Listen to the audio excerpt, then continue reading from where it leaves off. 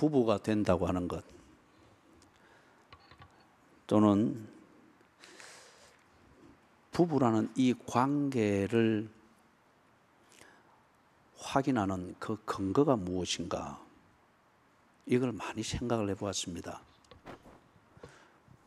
내가 왜 내 아내와 부부인가? 그리고 내 마음이 내 아내라는 여자에 대하여서 편치 못하고 오히려 어느 때는 함께 있는 것보다 보지 않는 것이 내 마음의 평강을 찾을 수 있다라고 할 때에, 그럴 때에도 과연 나는 내 아내와 부부의 관계에 있는가? 그래서 부부의 관계 속에서 남편의 도리를 다 해야 될 책임이 있는가? 이번 주에 좀 많이 생각을 해보았습니다. 요즘 사회가 그렇잖아요. 특별히 요즘 사회가 자기 싫으면 다 안 하는 겁니다. 그리고 그것에 대해서 잘못이라 말하지 않습니다.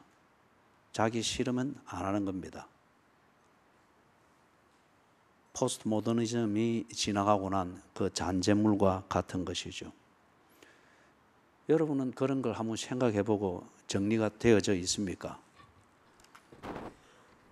당신의 배우자와 당신이 부부라는 이 관계, 그 속에 있다는 근거는 무엇입니까?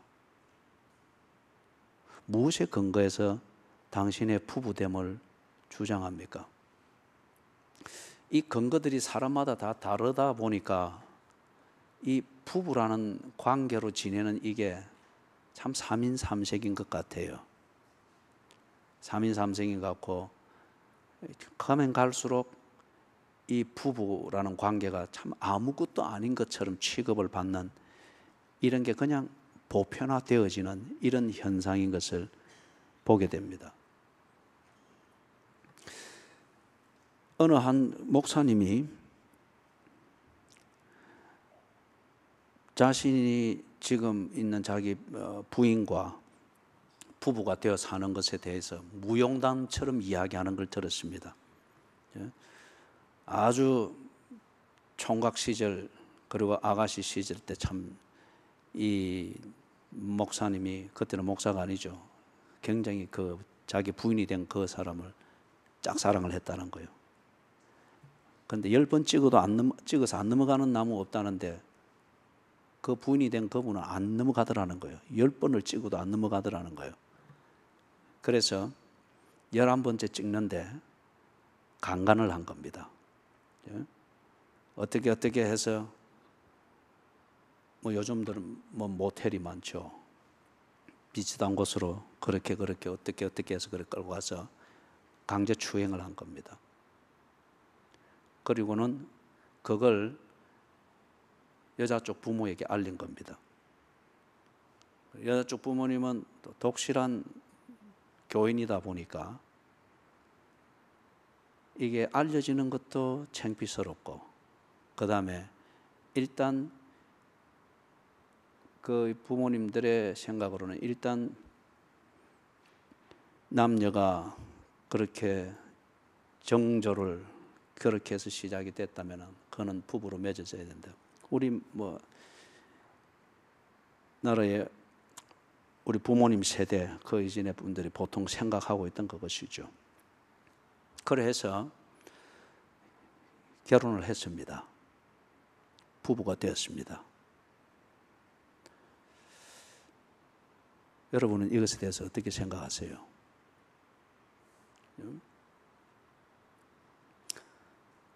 폭행이든 강간이든 속임이든 아니면 어떻게든지 간에 그걸 통해서 성적 관계를 맺었다. 그렇기 때문에 너는 내 사람이고 당신은 내 남편이고 그렇게 결합이 되어져야 된다. 소위 말해서 성적 결합이라고 하는 이 성관계라는 이것이 부부됨의 부부 관계의 근거가 되는 걸까요? 오늘은 좀 이런 부분에 대해서 조금 내용을 들어가서 이야기를 할 것이기 때문에 어떤 분들은 아주 아주 보수적이신 분들은 조금 마음의 준비를 하고 들으셔야 될 것입니다. 성경에서 이런 문제를 말하기 때문에 강단이 언제나 이런 것을 피해갔죠.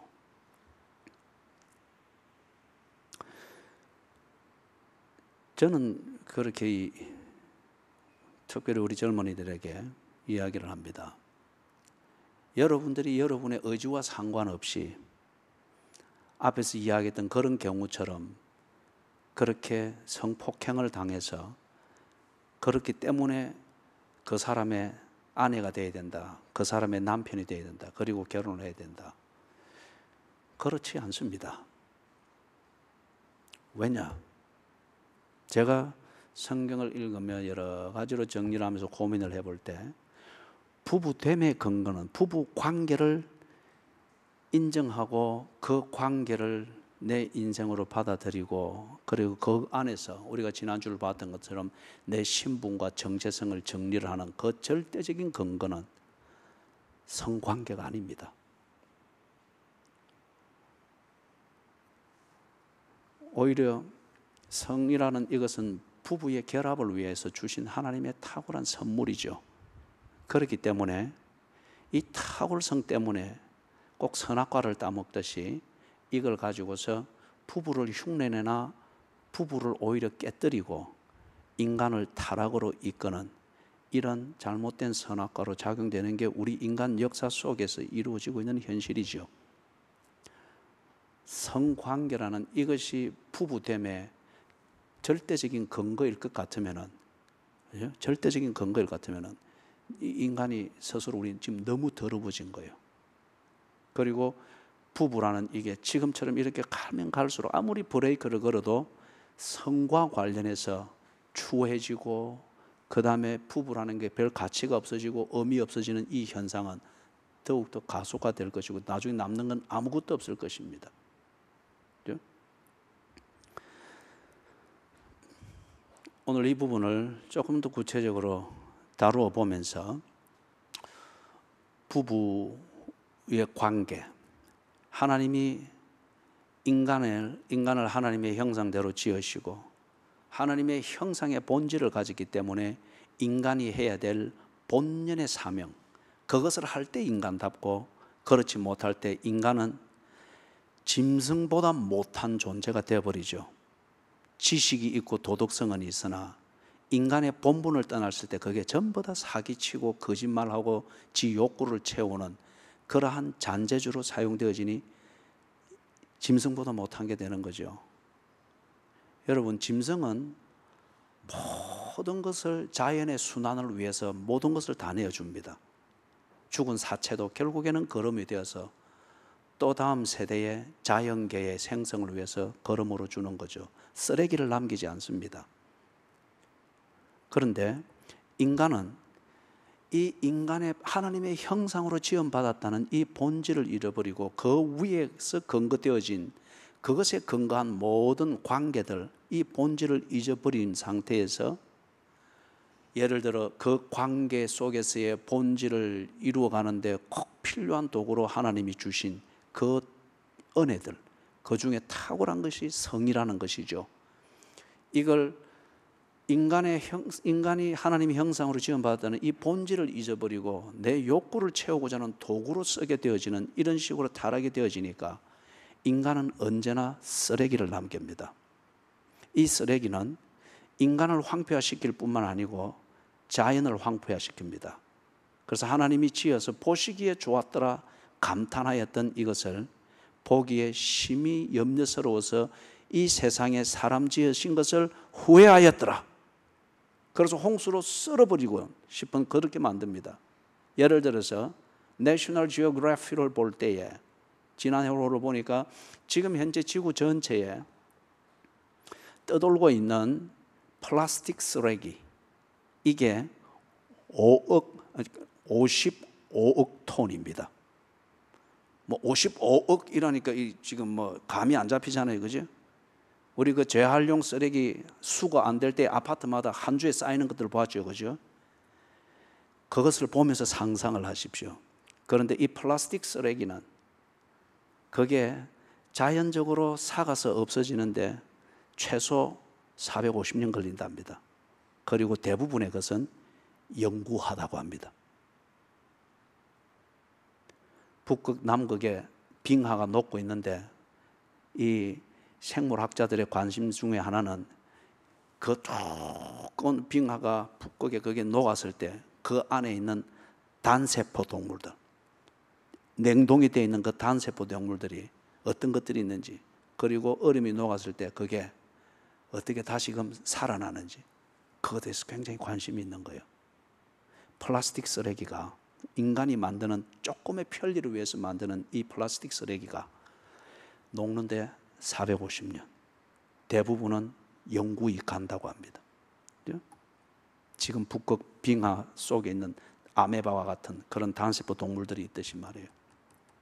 인간이 자기 본분을 떠나게 되어지니까 관계도 뒤틀고, 그리고 그 관계를 위해서 하나님이 주신 귀한 선물들, 꼭 그게 있고 바로 쓰여질 때에 관계가 제 기능을 하게 되기 때문에 장치해 주신 이것을 인간이 선악과를 따먹듯이 자기의 욕구를 채우는 것을 위하여서 그렇게 오용하고 남용하게 되어지니까 인간의 삶이 쓰레기처럼 되어버렸습니다. 부부됨의 근거는 성이 아닙니다.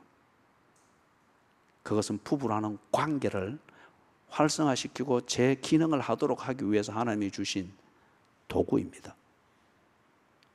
부부 관계라는 이 기본적이고 근본적인 그 근거는 무엇일까? 저는 생각해 볼 때 이렇게 쉽게 정리를 할 수 있을 것 같습니다. 서약입니다. 맹세입니다. 가난할 때나 부유할 때나, 건강할 때나 병들었을 때나, 좋을 때나 굳을 때나, 죽음이 우리를 갈라놓을 때까지 남편으로, 아내로 섬기며 사랑하겠습니다. 맹세입니다. 그 맹세를 어떤 사람은 결혼식이라고 하는 이 의식을 통하여서 합니다. 어떤 경우는 그럴 형편이 안 되기 때문에 개인적으로 합니다. 그런데 가장 중요한 요지는 뭐죠? 결혼식을 했느냐 아니 했느냐, 그것보다도 그게 주는 효과는 있습니다만, 그러나 그게 절대적인 건 아니죠. 이 맹세를 맹세되게 하는 것에 가장 중요한 것은 내 마음에 있는 이 영혼의 언어를, soul language를 상대방에게 전달하는 겁니다. 상대방이 그 영혼을 느끼도록, 그것에 근거하여 그 사람의 영혼을 신뢰할 수 있도록 내 영혼의 언어로 상대방에게 전달하는 것, 이게 맹세입니다. 이게 결혼의 서약입니다. 그래서 어떤 분은 결혼식을 통하여서 하신 분도 있겠고, 그리고 어떤 분은 사정이 안 돼서, 아니면 그때 상황이 안 돼서 조촐하게 냉수 한 그릇 떠놓고 부모님들 허락받고 단 둘이서 그렇게 했을 수도 있겠고, 중요한 것은 내 마음으로부터 나는 그 말을 내 영혼의 언어로, 문법적 구조는 빌렸을 도구뿐이며 내 영혼의 언어, 내 영혼의 울림과 떨림으로 나는 당신의 남편이 되고, 그리고 당신을 내 몸으로 알고 죽음이 우리를 갈라놓을 때까지 당신을 이 세상에서 나의 유일한 여자로 알고 그렇게 남자의 도리를 다하며 그렇게 살겠습니다. 이 맹세가 부부됨의 근거입니다. 이걸 누구 앞에서 합니까? 근본적으로는 하나님 앞에서 합니다. 에덴 동산에서 하나님께서 둘을 짝지었지 않습니까? 주례라고 하는 말로 알려져 있는 이 기능의 근본적인 오리지널은 누구냐? 하나님입니다. 그러자면 교회에서 결혼식을 할 때 결혼식을 예배로 하는 겁니다. 하나님이 주례하고 주관한다, 이걸 믿고. 그렇기 때문에 여러분들이 교회에서 결혼식을 하기를 원하고 자녀들을 그 혼인식을 시키기를 원할 때 그 축가든지 그런 걸 좀 빼도록 하십시오. 예배로 드릴 수 있도록. 굳이 꼭 축가를 하려면 이 취지를 알고 하나님 앞에서 그 혼인을 위하여서 축가를 할 수 있는 그런 분에게 부탁하고 그런 순서로 준비를 하셔야 됩니다. 자, 그러면은 부부라 관계를 맺는 이 맹세를 했습니다. 그럼 이제 부부로 살아야 됩니다. 부부로 사는 이 실천은 어떻게 하는가? 그걸 보니까 우리 지난 주일날 읽었던 거 보면 2장 20절에서부터 25절에 나오는 그 내용을 볼 때에 이렇게 요약을 할 수 있습니다. 부모를 떠나 둘이 연합하여 한 몸이 될지라. 이게 그 맹세에 충실하게 부부로서 사는 겁니다. 부모를 떠나야 됩니다. 떠나는 것은 둘이 연합하여 한 몸이 되기 위해서입니다. 다시 정리하면은 그 맹세가 진정이고 그 맹세를 충실히 지킨다. 그래서 부부로 사는 그것이 시작이 되려고 하면 부모를 떠나야 됩니다. 두 번째, 둘이 연합이 되어야 됩니다. 연합이 되되 한 몸이 되는 연합을 해야 됩니다. 그냥 내게 필요한 것을 해결받고 서로 외로우니까 기대고 그런 동거가 아니죠. 동거를 위해서 부모를 떠나고 연합을 하는 것이 아니고 한 몸이 되기 위하여서. 이 한 몸이 된다고 하는 것은 우리가 2장을 볼 때 거기 나왔죠. 벌거벗었으나 부끄러워하지 아니하였다. 이걸 에로티시즘의 이 관점에서만 해석을 해서는 안 됩니다. 어떤 게 우리가 부끄럽습니까? 가령 예를 들면은 여러분들이 대포폰을 사용을 하고 있다가 배우자한테 들켰다 치십시다. 얼마나 부끄럽겠어요? 적어도 양심이 살아있다면은. 아니면은 비자금을 따로 관리를 하다가 그것을 배우자에게 들켰다. 얼마나 부끄럽겠어요? 벌거벗었으나 부끄러워하지 아니하였다. 세 가지로 정리를 해보면 이렇습니다. 가치관이 연합이 되어야 됩니다. 가치관이 무엇이 귀하고 무엇이 덜 귀한가 이 면에 있어서 서로 조정이 되어지고 공감하는 이 가치관이 하나가 딱 되어져야 되겠죠. 그 다음에 문화적으로 공감이 되어질 수 있는 한 문화가 만들어져야 됩니다. 이게 안 되니까 예를 들면은 늘 우선순위가 따로 있는 거예요. 그리고 일과를 보내는 그 방식이 다른 겁니다. 서로 좋아하고 사랑해요. 존경한다고 합니다. 그런데 늘 시간과 공간은 따로 지냅니다. 그거는 문화적으로 공감하거나 연합이 안 됐기 때문에 그렇겠죠. 세 번째는 생존하는 방식이 연합이 되어야 됩니다. 생존하는 방식. 한쪽 배우자는 돈 문제를 따질 거고, 한쪽 배우자는 어미 문제를 따질 거고, 한쪽 문제는 예를 들면 집을 먼저 있어야 되는 문제를 따질 거고, 다른 한쪽 문제는 뭔가 좀 남을 돕는 의미 있는 삶을 위해서 청빈한 삶을, 예를 들자면 그렇다는 거예요. 생존하는 목적과 방식에 있어서 서로 연합이 되어져야 됩니다. 이 면에 있어서 벌거벗어야 됩니다. 그죠? 벌거벗어서, 그래서 우리가 부부간에는 대화가 많아야 된다 하는 이것도 소일거리로서가 아니고 이런 걸 하기 위해서입니다. 내 생각을 전달하고 상대방의 생각을 알고 그리고 조정에 들어가는 이런 게 정말 의미 있는 교제죠. 그래서 가치관이 연합이 돼야 되고 문화적으로 연합이 돼야 되고 그리고 생존 방식이 연합이 되어야 됩니다. 이걸 위하여서 역할을 주셨습니다. 부부의 역할입니다. 부부가 제대로 돌아가려면 부부 안에도 체제가 있단 말이에요. 이것을 존중해야 합니다. 그 안에는 남편이라고 하는 요소가 있고 아내라고 하는 요소가 있습니다. 부부가 제대로 기능을 하기 위해서는 남편이 둘이 있어서는 안 됩니다. 아내가 없는 남편이 되거나 남편이 없는 아내가 되어서는 안 된다는 겁니다. 부부가 되기 위하여서는. 예? 부부가 지금 그래 현실적으로 홀로 사시는 분들이 이 표현에 오해가 없기를 바랍니다. 예? 둘이 합하여 한 몸이 될지니라, 연합하여 한 몸이 될지니라. 이 연합을 위해서 체제는 남편과 아내라는 체제가 있는데 남편은 어떤 역할인가? 에베소서를 보니까 머리의 역할입니다. 이거는 리드를 말합니다. 리더십. 리더는 뭘 하는 걸까요? 리더는. 자, 그러면 우리 여기서 조금 우리 조는 분들도 있고 하니까 잠도 깰 겸 한번 해보십시다. 자, 어디를 지명을 해볼까요? 저기 목포, 전라도 목포가 어디에 있는지 여러분이 딱 내가 있다고 생각하는 쪽으로 방향을 딱 가르치십시오. 내가 하나, 둘, 셋 하면은, 자, 이 조시는 분들 다 깨시고, 예. 목포가 어디 있는지 가르치십시오. 하나, 둘, 셋.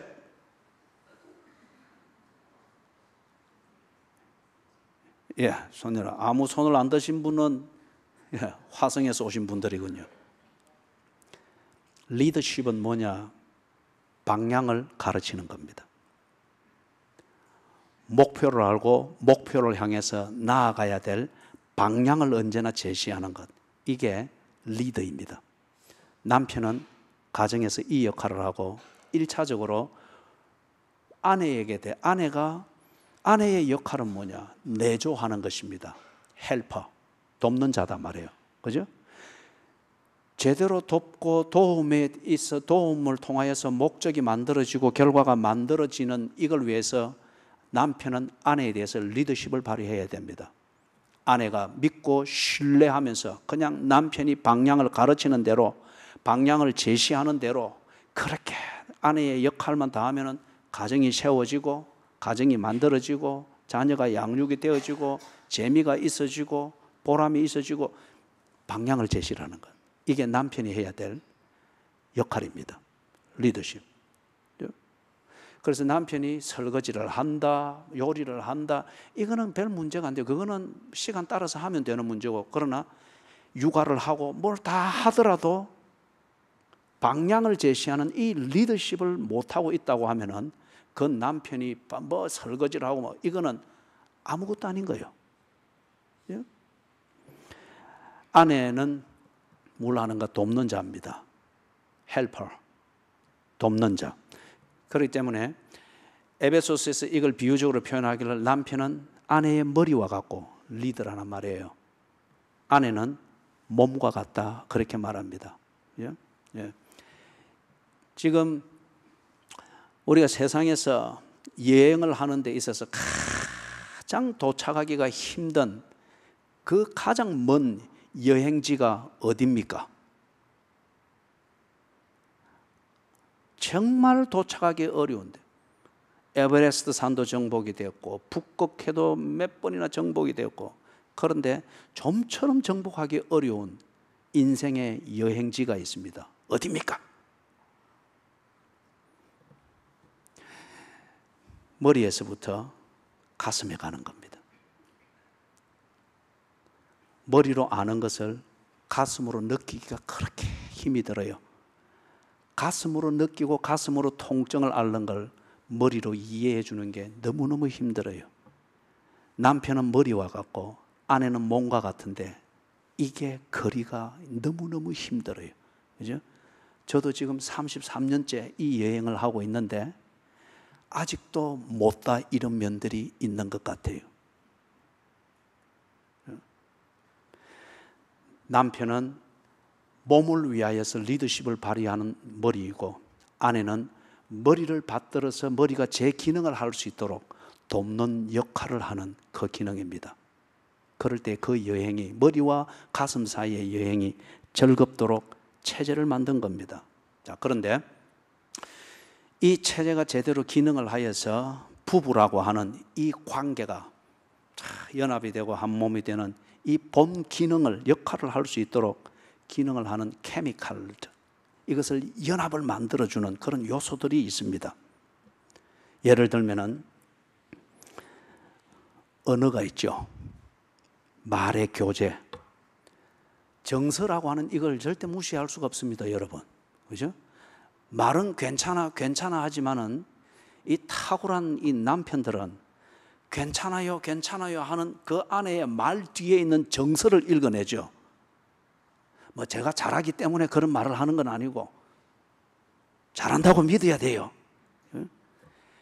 괜찮아요 뭐 어쩌고 이래 하지만은 언제나 돈 걱정해서 그렇게 괜찮아요 말을 하지만은 정서가 있습니다. 이 정서가 채워지지 않으면은 머리에서 가슴으로 가는 이 여행길이 정말 고단해요. 예? 아니 당신 그때 괜찮다고 했잖아. 그래요. 그럼 끝난 겁니다. 그 여행은. 그죠? 예. 언어의 교제가 있고 정서적인 교제가 있습니다. 그리고 부부의 연합을 이루는 이 케미칼 중에 세 번째로 고려해야 될 게 경제적인 교제가 있습니다. 이거는 현실적인 문제죠. 예? 그 다음에 네 번째, 더 예를 드는 것 같으면 공유하는 것을 통해서 교제를 만들어 가야 되는 요소가 있습니다. 시간을 함께하고 공간을 함께하는 것. 언제나 의미와 명분만 가지고서 몸이 머리에 붙어서 제 기능을 해주기를 기대하는 것은 어렵습니다. 그리고 언제나 명분만 가지고서 또 현실적으로 경제적으로 바쁘다고 하는 이 우선순위를 가지고서 열심히 하는 이 내조, 이걸 가지고서 머리가 피곤하지 않고 혼돈되지 않고 제 기능을 하도록 돕는다. 이거는 불가능한 거예요. 그죠? 함께 있는 것, 공유되어지는 교제, 이게 상당히 중요하죠. 리프레쉬를 만듭니다. 새롭게 만들고 신선하게 만들고 미완성을 확인하도록 만드는 그게 있죠. 그리고 이런 여러 가지가 있는 중에 다섯 번째 한 가지 더 예를 드는 것은 성경이 분명하게 정리를 하고 있는 것, 성적인 교제입니다.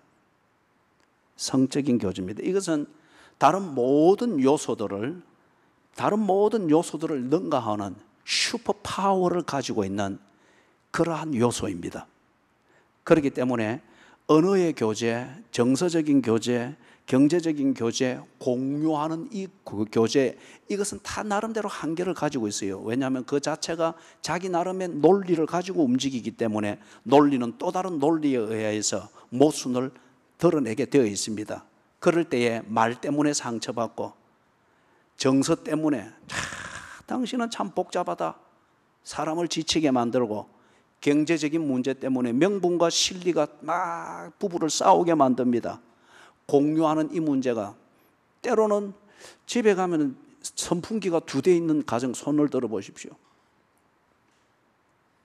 예, 손 내리십시오. 여러분이 왜 2대를 두는지 비밀을 압니다. 각 방을 써야 될 때들이 있죠. 그죠? 예, 각 방을 써야 될 때들이 있을 때 선풍기 한 대 차고 가잖아요. 그죠? 이 여름 같은데 다른 거는 못 가져가도 선풍기 차고 딱 가서 각 방 쓰고 그래 하는데, 공유하는 이게 때로 여러분 삼식이 손들어 보십시오. 삼식이가 뭔지 아시는 분 손들어 보십시오. 삼시세대를 집에서 밥 먹는 남자를 보고 삼식이라 그렇게 말한답니다. 이게 왜 나오는가? 이제 연세가 지긋하신 분들이 하는 말인 것 같아요. 같이 있는 게 피곤하다는 거죠.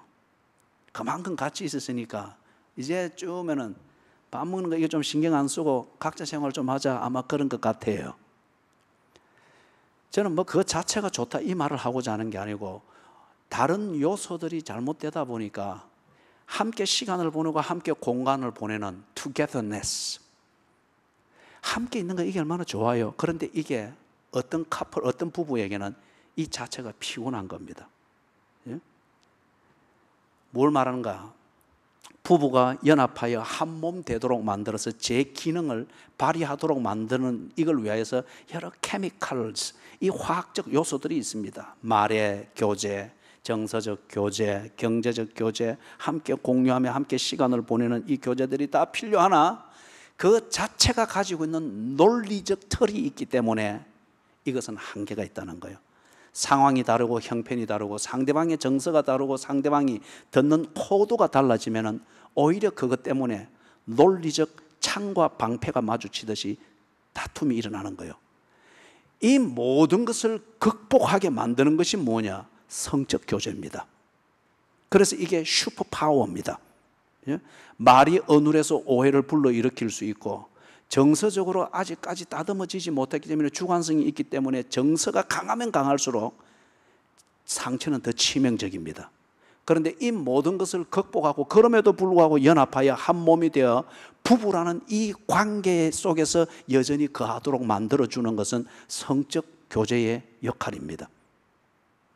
하나님이 주신 탁월한 선물이죠. 그런데 여러분, 이 모든 교제들의 한계가 있다고 하는 것을 우리가 읽었던 첫 번째 본문, 창세기 3장 6절에서부터 13절 거기에서 우리가 본 겁니다. 유혹을 받았죠. 좋은 것이 있기 때문에 언제나 좋은 것 주변에는 유혹이 있는 겁니다. 유혹을 받았습니다. 그 유혹에 딸깍 넘어갔습니다. 넘어가는 것은 부부라는 이 관계를 잊은 거예요. 내가 맹세함으로 말미암아서 부부가 되었다. 내 영혼으로서 만든 이 부부의 관계인데 내가 유혹에 넘어간다고 하는 것은 파우스트에 나오는 것처럼 그 사탄의 유혹 앞에 내 영혼을 팔아버리는 것과 같죠. 그죠? 팔아버리는 것 같죠. 유혹에 딸깍 넘어가 버렸습니다. 그렇기 때문에 여러분, 성관계라고 하는 이것이 결코 부부의 관계를 보증하는 절대 근거가 될 수가 없는 겁니다. 제일 우리가 연약한 면이 성적 유혹이 있을 때에 마음으로든 육체적으로든 그냥 넘어가 버리잖아요. 그러면 부부가 아닌 게 돼버리잖아요. 부부의 관계는 성의 문제가 아닙니다. 맹세의 문제입니다. 그래서 아담과 이브가 이 유혹에 딸깍 넘어가고 나니까 너무 부끄러운 거예요. 그리고 부부로 함께 있다고 하는 이게 시간을 보내고 같은 공간을 보낸다는 이 자체가 자기를 부끄럽게 만드는 거예요. 말의 교제를 나눈다는 이 자체가 부끄럽게 만드는 거예요. 벌거벗은 것을 알고 부끄러워하니라. 속을 보이기가 싫은 겁니다. 숨겨야 될 게 많아졌습니다. 숨었습니다. 하나님이 찾아오십니다. 어쩌면 우리의 양심을 통해서, 맹세하던 우리의 영혼을 통해서, 그것을 기억나게 하는 것을 통해서 네가 무엇이 잘못되어졌는지 생각하게 만드는 찾아옴이 있습니다. 이럴 때에 어떻게 합니까? 3장을 보니까 서로 책임을 전가합니다. 저 여자 때문에, 저 남자 때문에 우리 부부가 이리 피곤한 것은 내가 잘하고자 하는 이걸 내 배우자가 몰라줍니다. 이러한 근사한 변명들이 대단히 많죠. 어디에 숨어서 합니까? 아담과 이브가 벌거벗은 채 숲속에 숨어서 그렇게 하듯이 나름대로 만들어진 분노의 숲에서, 상처의 숲에서, 좌절과 절망의 숲에서 스스로 만든 관계에서 벗어나면은 외로움입니다. 배우자에 대해서 그런 상처가 있고 분노가 있고 좌절감이 나름대로 있다고 하니까 자기 자신이 만든 외로움의 숲에 숨어가지고 네 왜 거기에 숨어 있나? 하나님이 양심을 통해서, 예배를 통해서, 자기 신앙 양심의 일말의 그것을 통해서 자기를 돌아보게 할 때에 그 숲에 숨어서 변명을 일삼는 거예요. 저 여자 때문에, 저 남자 때문에 나는 이렇게 하려고 했는데 도무지 정서적으로 맞지를 않습니다. 그래도 이게 차선인 것 같습니다. 숨어서 찾아오시는 하나님, 은혜 베푸시는 하나님마저 거절하면서 자기를 합리화시키고 있는 이게 있단 말이에요. 인간극장에 나오는 한 에피소드를 보니까 젊은 부부예요. 이 부부가 그냥 뜨거움만으로 시작이 되어져서 성적 교제가 먼저 됐습니다. 그걸 가지고 서로 내 사람, 내 아내 확인을 하면서 22살, 21살 때 결혼을 한 거예요. 뜨거움이죠. 그런데 한 5년 지나고 이렇게 아이도 한 명 있고 이래 한데 보니까 틀어질 대로 틀어진 거예요. 성적 결합만 있을 뿐이지 말의 교제, 정서적 교제, 경제적 교제 함께 있는 것, 이 모든 것은 선인장과 같아가지고 상대방의 말을 하면 할수록 가시를 주는 거예요. 거기서 나오는 한 씬을 보니까 이 남편이 나름대로 한번 잘해보려고 늘 나가던 술 먹는 자리, 당구 치러 가는 거 이거 다 끊고 한 번은 이제 아내가 일하러 간 사이에 자기는 야간 근무를, 남편은 야간 근무로 가니까 나름대로 막 설거지하고 집안 청소하고 막 이래 해놨습니다. 아내가 파김치가 되어서 직장 마치고 들어옵니다. 저는 쏙 다르단 말이에요. 그러니까 아내가 이렇게 보면 여기 있던 거 어떻게 해서? 그 다음에 집 안방 이리 들어 여기 쌓아놓은 거는 어떻게 해서? 빨래통에 다 넣었는데 내가 손대지 말라고 했잖아. 그 다음에 이게 또 요리를 만들어 가지고 뭐 그래서 맛있는가 싶었으면 저 아내가 이렇게 들여다보면서 안 하던 짓을 왜 해? 그 남편이 다시는 이거 안 한다. 그런 식으로 살아왔단 말이에요. 그런 식으로. 그런데 이래 되니까 서로 말이 거칠고 이러니 말이 상처가 되어지고 이 상처받은 것으로서 다시 상처를 되돌려주고 이래 되니까 계속 악순환이 되어지는 거예요. 그러면서 결국 상담을 받고 이래 해 나가는 가운데 문제가 딱 드러난 게, 문제를 진단한 게 남편은 아직 부모를 떠나 아내와 연합할 이 독립이 안 됐다는 거예요. 정서적으로나 모든 면에 있어서. 그 다음에 아내는 돕는 배필의 위치가 뭔가 이것을 아직 이해가 안 돼 있다는 거예요. 그래서 언제나 남편을 컨트롤하려고 하는 거예요. 눈에만 안 보이면 계속 전화해가지고 어디 있어? 빨리 들어와. 어디 있어? 빨리. 이 돕는 배필이 아니고 감독인 거예요. 그런데 5년이 지나고 이러면서 그렇게 선인장을 서로 품고 있는 것 같이 살면서도 같이 살고 아이를 낳고 아이가 이래 5살이 되도록 키우고 이래 하는 거는 내가 볼 때 부부의 관계를 서로가 알고 거기서 벗어나지 않고 선인장을 안고 있는 것 같으나 그래도 부부로 그만큼 지탱해 왔던 것은, 근거가 된 것은 아이가 있다고 하는 것. 그리고 둘째 아이 임신을 한 겁니다. 이게 뭘 말하는 거예요?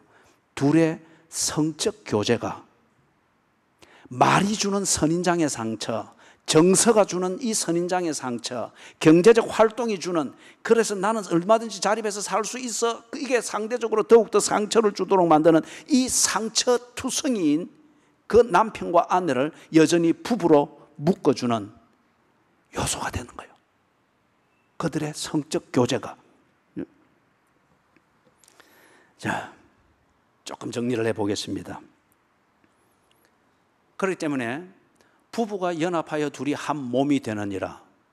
한 몸이 되게 만드는 그 중요한 요소 중에 성적 교제가 있는데, 이 성적 교제가 지금까지 살펴봤던 것처럼 슈퍼 파워를 가지고 있습니다.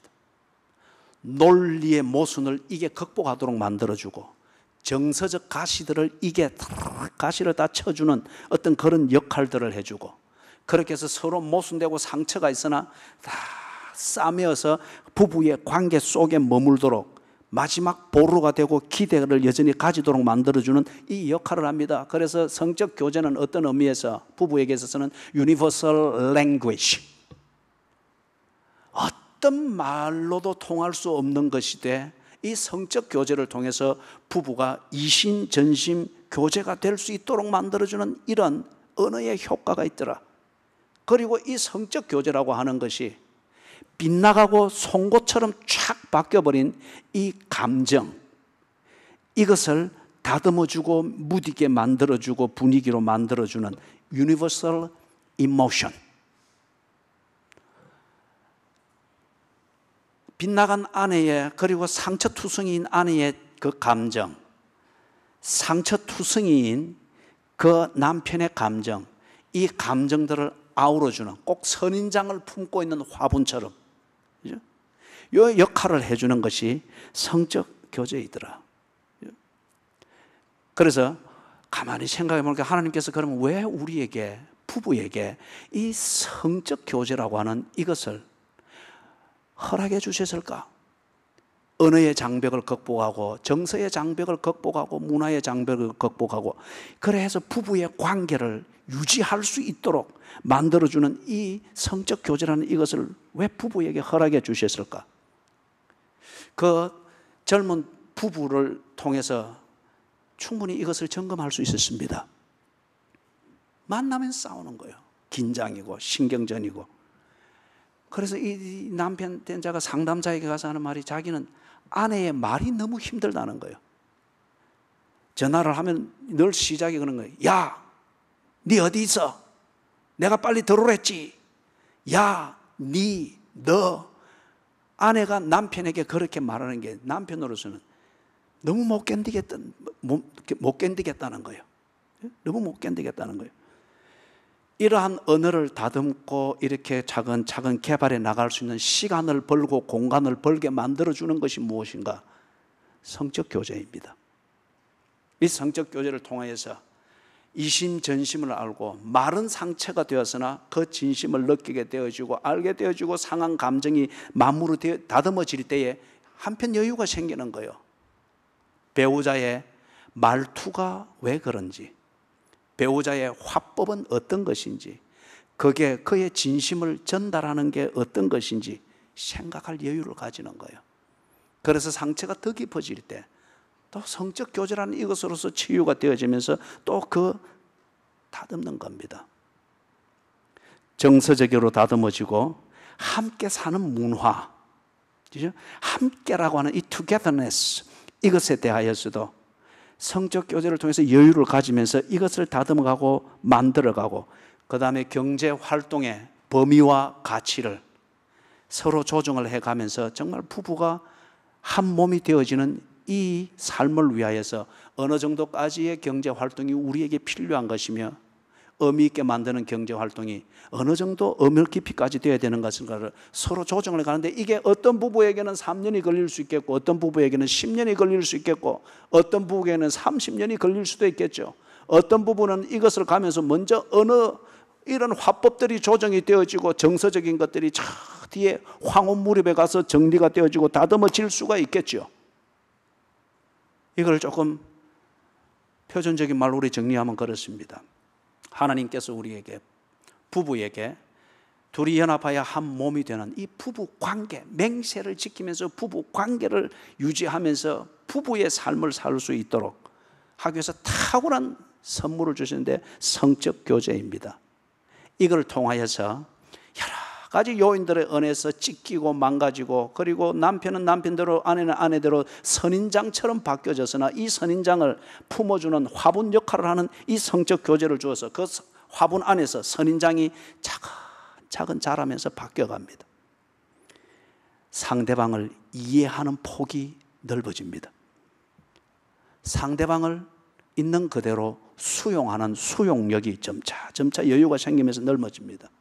그리고 다른 한편 서로 닮아갑니다.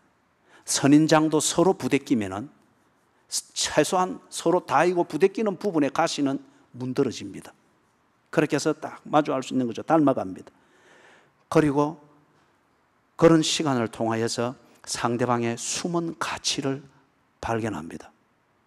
참 무딘 것 같고 분위기 없는 것 같고 언제나 직설적이고 야, 니 하고 하는데 본인도 개발해내지 못한 그 영혼에 숨겨져 있는 그 보석 같은 것, 그죠? 그것을 찾아내고 발견하게 됩니다. 다른 말로 하면 진실을 알아간다는 거예요. 진실을 알아간다는 거예요. 여러분들도 그 영상을 보았는지 모르겠는데 그 원앙 있죠. 소 목에 거는 그 종, 그 노부부의 얘기를 제가 이래 한번 인간극장을 통해서 보니까 아주 재밌는 장면이 있어요. 그 장면 나올 때 제가 막 파한대소하고 웃었습니다.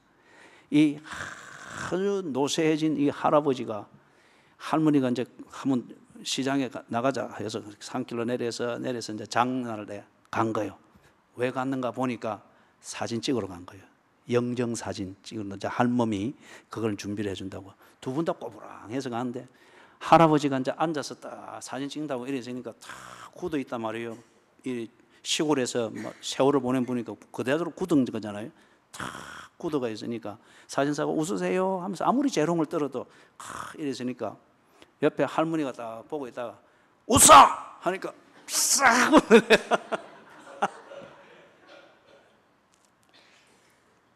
두 분은 그렇게 살아온 거잖아요. 제가 생각할 때는 젊은 날에는 웃어! 하는 할머니의 이 화법이 남편을 굉장히 상하게 만들었을 거예요. 바깥을 돌게도 만들었을 수 있겠죠. 그러나 분명히 부부로 살면서 그들의 여러 가지 요소들 중에서도 성적 교제라는 이걸 통해서 얻는 부부의 그 즐거움들을 통하여서 그 속에 웃어! 할 수 있는 이 화법 속에 숨어있는 할머니의 그 진실, 남편을 향한 진실. 어제 제 아내가 저보고 오매불망이라는 말을 쓰더라고요. 오매불망 남편을 섬기는 그 아내의 진실. 보세요. 그 아내의 그 진실이 그 소와 함께 늙어가는 할아버지의 영정을 챙겨주고자 하는 거. 이게 할머니가 아니면 안 되는 거잖아요. 그 진실을 수십 년 결혼 생활을 하면서 그 할아버지가 이것을 찾은 거죠. 그렇기 때문에 웃어라! 그 자리에서 그리 할 수 있었다면 이 할머니가 얼마나 다른 때는 더 했겠습니까? 그러나 그게 거기서 사랑을 느끼면서 할아버지가 그렇게 지내왔던 거예요. 사랑하는 여러분, 그래서 이게 부부의 사랑입니다. 부부의 사랑. 이해력을, 상대방을 이해하는 것을 넓혀가고 상대방을 수용하는 수용력을 점점 넓혀가고 내가 상대방을 닮아갈 때 가는 걸 통하여서 가시가 서로 비비어져서 문드려지는 이 닮아감이 있고 그리고 시간을 두면서 상대방의 숨은 가치, 그 진실을 발견하고자 하는 이 정성 기울임, 이게 노력 없이는 안 되는 거죠. 이 노력을 시간을 두고 공간을 두고 꾸준히 하게 만들어주는 그 중요한 슈퍼파워가 어디서 나오는가? 성적 교제라는 겁니다. 성적 교제. 말씀을 맺겠습니다. 에베소서를 보니까 남편에게 그 역할이 뭐라 하죠? 이 부부의 사랑을 위하여서 남편이 부부의 사랑을 실천해야 될 그 내용을, 역할을 이야기를 합니다. 아내를 내 몸처럼 아끼고 사랑하라고 합니다. 그 다음에 아내에게는 부부 사랑을 제대로 해서 이해력과 수용력을 키우고 닮아가려고 하면은 뭘 통해서요? 남편에게 복종하는 것을 통하여서. 여기서 말하는 복종은 굴종을 말하는 게 아니고 역할에 충실한 겁니다. 이 몸이 머리를 받들지 않으면은 조금만 털어져도 목 디스크 오면 난리 나잖아요. 그죠? 이게 제대로 조화를 이루어서 제 기능을 하는, 이게 지금 여기서 복종이라는 말로 쓰여진 겁니다. 그런데 이걸 좀 우리 표현으로 거치면 그렇습니다. 남편은 부부 사랑에 있어서 남편이 그 사랑을 충실히 하려고 하면은 희생적인 리더십을 발휘해야 됩니다. 희생적인 리더십과 희생적인 책임감을 발휘해야 합니다. 최소한 아내가 나를 믿고 나를 내조할 수 있도록 희생적으로 방향을 제시하고 목표를 설정하고 그 목표에 대해서 책임감을 가지고 집중하여 헌신하는 이것을 발휘를 해야 됩니다. 여기 어느 분이 대구 분인데 저기 일은 어디 사는 거면 경기도 어느 도시에서 합니다. 근데 이분이 탁월한 기술자다 보니까 거기 가서 하는데, 근데 이제 단점은 집이 있는 그 대구에서 늘 떨어져서 한 주를 살아야 되는 거예요. 2주에 한 번씩 집을 가는 거예요. 근데 이분이 그날 일을 마치고 나면은 숙소에 들어가서 꼭 전화를 하는 겁니다. 부인에게 전화를 이래 하는 거예요. 전화를 하는데 아주 퉁명하게 이럴 데가 없어요. 남편도 말이 퉁명하고 아내도 말이 퉁명하고. 그리고 또 이제 화상 통화를 이래 하면서 밥 먹었나? 먹었다 와. 힘들지? 그건 말라 묻노? 밥 잘 챙겨 먹어라.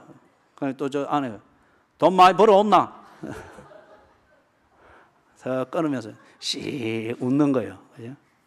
우리 대화는 늘 이렇습니다. 여기서 그런 위로도 못 듣고 그런 힘들지 않으세요? 이게 우리 대화입니다. 그리고 저는 이게 보람스럽습니다. 내가 이렇게 고생을 하는 것, 이것 때문에 내 아내가 가정을 지켜가고 내 자녀들이 클 수 있다고 하는 것, 이것으로 나는 행복합니다. 이게 남편입니다. 이게 남편이에요. 남자는 그렇게 못합니다. 남편이 그렇게 하는 거예요. 희생적 리더십, 그리고 희생적 책임감, 이것으로서 아내를 내 몸처럼 사랑한다, 이것을 실천하는 겁니다. 아내는 남편에게 복종하는 것, 돕는 배필의 이 역할을 제대로 해야 되는 거죠. 이것을 어떻게 실천을 하는가? 희생적인 내조를 통해서. 희생적인 내조라고 하는 것은 남편을 신뢰해야 합니다. 그리고 남편을 의지해야 됩니다. 사사건건 방향을 제시하고 목표를 다시 제시하고 사사건건 대립된 의견을 만들 때 그것은 희생적인 내조가 아니에요. 그죠? 협력일 뿐입니다. 협력은 언젠가는 깨어지게 되어 있습니다. 남편을 신뢰해야 합니다. 그리고 그런 희생적 리더십과 희생적 책임감을 가지고 나름대로 최선을 다하고자 하는 남편, 그 남편의 능력의 정도를 가지고 따지지 말고 그 영혼으로부터 나오는 리더십과 책임감에 대하여 신뢰해주고 의지해주고 존중하는 것을 느끼게 해주고 보여줘야 됩니다. 이게 아내가 남편을 사랑하는 구체적인 내용이고 진정성입니다. 한 가지 예를 드리고 마칩니다. 아프가니스탄과 미국이 전쟁을 한창 치르고 있을 때 그게 오랫동안 끌었잖아요. 그래서 미국에서 거기에 파견된 미군 군인들이 있는 중에 여자 군인이 속해 있는 한 부대가 주둔을 하고 있습니다. 그런데 이제 이 주둔을 하고 있을 때 조를 짜서 자기 시간 되면 순찰을 나가잖아요. 그런데 이 여자 군인이 한번 소속되어 있는 이 순찰대가 나갔을 때 뭔가를 부비 트랩을 잘못 건드려 가지고 폭파가 일어난 거예요. 폭파가 일어나면서 조금 떨어져 있던 이 여자가 큰 부상을 입었습니다. 나중에 응급하게 실려와 가지고 야전병원에서 딱 보니까 이 여자 깨어나서 보니까 뭐가 없는가 하면 손이 전체가 다 한쪽이 날아가 버린 거예요. 그러면서 조금 있더니 이 여자가 막 우는 거예요. 그래서 이 자기 동료를 돌보던 남자 군인이 그래 너무 고통스럽지, 울어서라도 고통을 좀 줄이고 우리가 빨리 치료할 테니까. 그러니까 이 여자 고개를 흔들면서 고통 때문에 우는 게 아니고 떨어진 그 손가락에 끼어있던 반지 때문에 운다는 거예요. 그 반지가 무슨 반지예요? 결혼 반지인 거예요. 떨어져 나간 내 손에 끼어있던 그 반지, 그걸 잃어버려서 내가 운다. 그래서 이걸 들은 이 남자 군인이 다음 순찰대에 자원해가지고 그 자리로 찾아가가지고 수색을 해서 떨어진 손 여기에 끼어있던 반지를 빼서 찾아온 거예요. 그리고 그 여자한테 돌려줬다는 거죠. 사랑하는 여러분, 남편이든 아내든 말 때문에 상처받았다, 뭐 때문에 힘들다, 뭐 때문에 그 모든 것을 종합하면 결론은 뭐냐? 사랑입니다. 사랑. 남편이 나를 향한 사랑, 아내가 남편을 향한 사랑, 그 사랑을 느끼지 못하고 그 사랑을 받지 못했다고 여겨질 때에 숲속에 숨어버립니다. 그리고 숨어서 핑계와 그리고 자기의 부끄러운 부분을 자기 방식으로 가리는 이 생존의 법칙을 가지고서 선인장이 되는 겁니다. 이 선인장의 가시를 끊고 그리고 선인장이 자랄 수 있는 그 안전한 화분을 만들어주는 것은 말도 아니고 돈도 아니고 그 모든 것은 부차적인 것이고 그 화분이 되는 것은 사랑입니다. 사랑. 여러분에게 있는 그 케미칼, 말의 교제, 정서적인 교제, 경제적인 교제, 함께 공유하는, 시간과 공간을 함께 공유하는 그러한 교제, 거기에 더하여서 슈퍼파워를 발휘하는 성적인 교제, 이 교제들을 잘 활용하여서 이해력을 키우십시오. 상대방을 수용할 수 있는 바다 같은 수용력을 만들어 가도록 하십시오. 서로 닮아가십시오. 그래야 가시가 문드러져서 없어집니다. 무엇보다 중요한 것은 여유가 있을 때에 상대방도 아직 꺼내지 못하고 개발해내지 못한 상대방의 진실을 알아주는 성의를 보이십시오. 그 노력은 시간이 걸립니다. 그럼에도 불구하고 이것을 해내는 것, 부부의 사랑입니다. 이 부부의 사랑이 나누어질 때에 남편은 아내를 진정 목적으로 이끌어가는 리더가 될 것이고, 아내는 남편을 진정한 리더로 세워주는 좋고 건강한 몸과 같은 그러한 돕는 배필이 될 것입니다. 행복하게 사십시오. 기도하겠습니다. 하나님이여,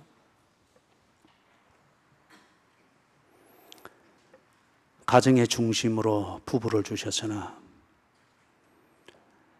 이기적이고 자아중심적인 이 세대를 본받는 것 때문에 하나님이 우리에게 주신 그 모든 도구들과 교제의 방법들을 다 선인장의 가시처럼 만들어 버렸습니다.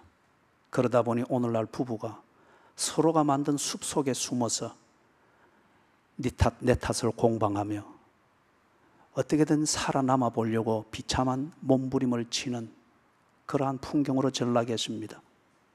오늘 주님이 우리를 가르쳐 주셨사오니 가르쳐 주신 말씀대로 주신 교제의 도구를 들고 부부의 관계를 위하여서 노력을 하게 해 주시옵소서. 그 노력으로 사랑이 만들어지고 사랑이 정명이 되어질 때 하나님 아버지 숨었던 숲은 없어질 것이며 네 탓, 내 탓 공방하던 선인장의 가시들은 감사는 화분으로 바뀔 줄로 믿습니다. 그래야 누리지 못한 행복을 찾게 하시고 누리지 못한 인간의 권리와 존엄성을 서로 세워주며 나누는 그런 고결한 인생을 살게 해 주시옵소서. 예수님의 이름으로 간절히 기도드리옵나이다. 아멘. 자리에 일어나셔서